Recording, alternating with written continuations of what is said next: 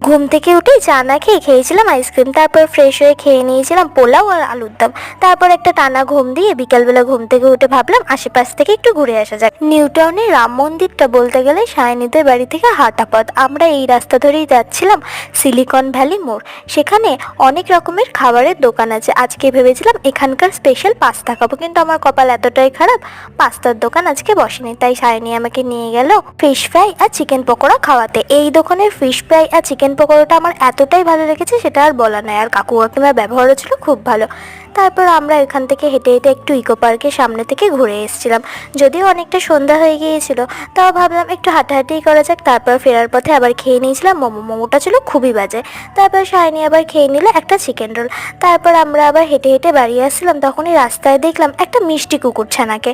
তারপর তার একটু ভিডিও করে নিয়ে বাড়িতে এসে আগের দিন আনা কেকটাকে আমরা আজকে কাটলাম, কারণ এটা আগের দিন কাটতে ভুলে গিয়েছিল।